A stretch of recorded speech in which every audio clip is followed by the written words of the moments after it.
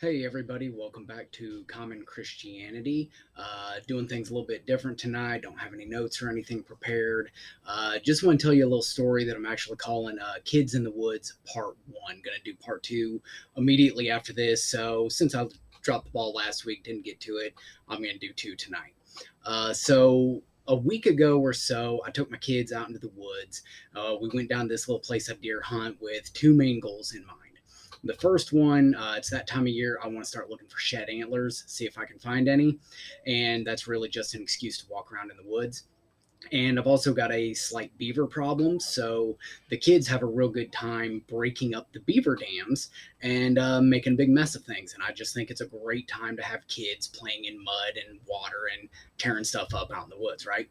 So we go out there and we're doing this. We're having a good old time. And they decide they want to go to what they call is the beach. And the beach is this little sandbar all the way back at the end of the property, a little bend in the creek with some sand. They've had fun back there since they were little. So I was like, all right, yeah, we can go back there. As we take off back to it, there's a little creek that runs down, and they're like, hey, Dad, we want to follow the creek. Can we follow the creek? Now, I have a bit of a personal dilemma right here because my kids want to go this way and follow the creek, but there's a real good deer trail going this way. And I'm like, man, I really, really want to follow that deer trail, look for shed antlers. But I was like, okay, here's the deal, guys. You follow this creek, and I'm going to follow this deer trail. And they're like, you're going to leave us? I was like, yeah, I'm going to. You're fine. You're going to be fine.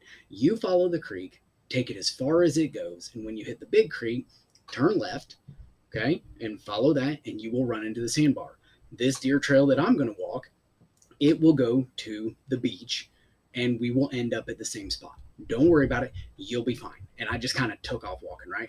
So, with a little bit of apprehension, a little bit of what do we do? They started going down the creek. Now, all I did was hang back for a minute.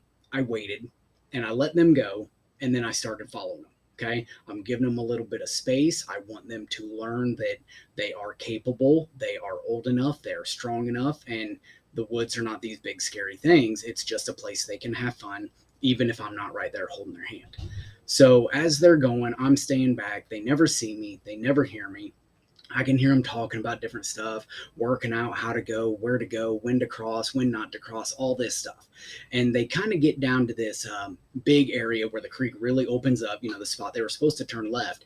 And as they're talking about it, they're looking. I just sit down, sit in the woods, and I'm just sitting there watching my kids, relaxing, having a good old time. And at that point, one of them kind of comes up over the bank and sees me there. And it was that, hi. And I just waved. I said, hi. And they went right back to playing. And in that moment, that kid realized I'd been there the whole time. And then the level of confidence and assurance that they had went through the roof. Okay. And it dawned on me that I think God does that for us a lot. I think he gives us a couple options and he says, hey, I'm going to be working over here. You can go over here if you want. And a lot of times we do choose that. And I think as we go down these various trails or these paths or these journeys in life or these seasons, it gets to where we feel like God's a little bit quiet. He may be a little bit distant. He's not right there holding our hand.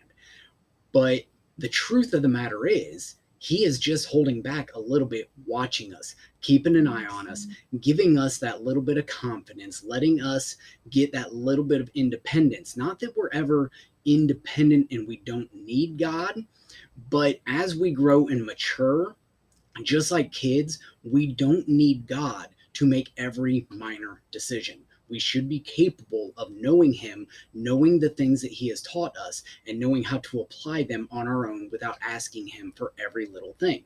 And that's all I was doing with my kids. I was giving them that opportunity to act independently and grow, and God does that with us. But in the busyness and the hurry, and sometimes the panic of life, we freak out and we think God's not around. The truth is, if we stop and just look around, odds are we will find that he has been right there with us the whole time, watching us, making sure we don't get off track. And just like my kid, if we just stop and go, hey, you've been here the whole time, haven't you? He'll just go, yeah. And then we can move forward with confidence, knowing that we were never really alone. So if that's you right now and you feel like God's a little bit distant, take a break, take a breath, look around, and I bet you'll find him. All right? God bless. Have a good night.